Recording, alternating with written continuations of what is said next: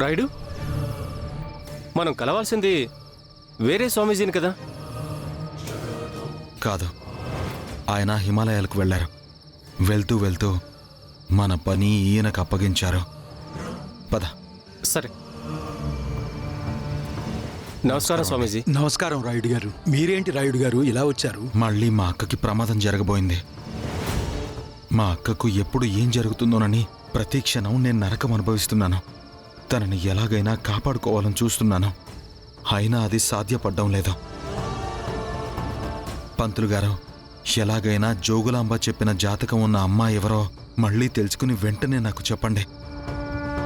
ఆ అమ్మాయి ఎక్కడున్నా తీసుకొచ్చి మా అక్కని నేను కాపాడుకుంటాను.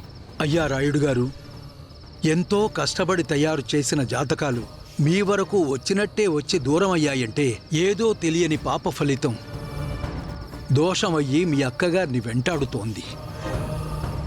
అందుకే తరచుగా తనకు గండాలు సంభవిస్తున్నాయి. పాప ఫలితం అనుభవించక తప్పదు. అలా అనకండి స్వామి. మా అక్కకి ఏం కాకూడదు. కావాలంటే ఆ దోషానికి నేను బలవుతాను. నా ప్రాణాన్ని అర్పించైనా మా అక్కని నేను కాపాడుకుంటాను. మీ అక్కగారిపై మీకున్న ప్రేమ చాలా గొప్పదయ్యుండొచ్చు. కానీ ఎవరి పాప ఫలితం వారే అనుభవించక తప్పదు కదా. అలా అనకండి స్వామి. ఏదో ఒకటి చేసి మీరు మా అక్కని కాపాడండి స్వామి. పదండి.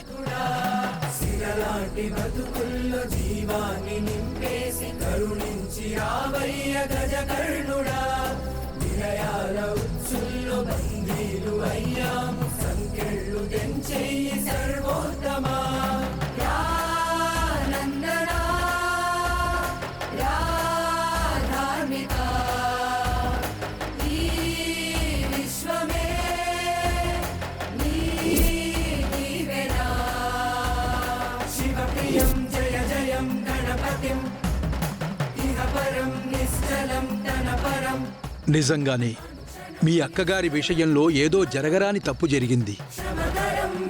అదే దోషమయ్యి మీ అక్కగారిని చుట్టుకుంది.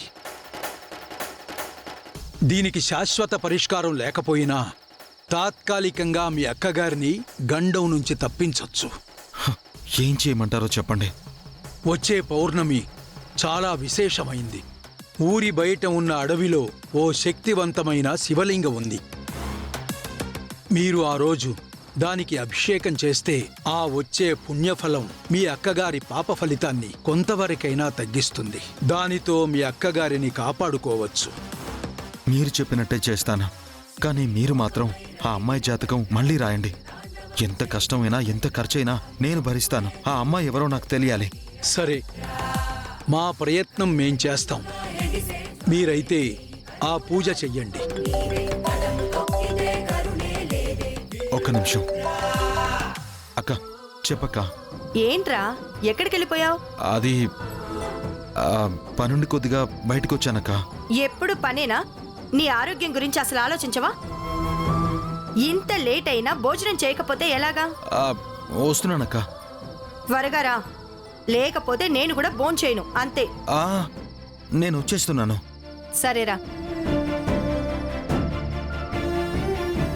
నన్ను అమ్మలా చూసుకునే నీకేమన్నా అయితే నేను భరించలేనక్క. నిన్ను కాపాడే ఆ అమ్మాయి ఎవరో ఎక్కడుందో తెలిస్తే బావుండు.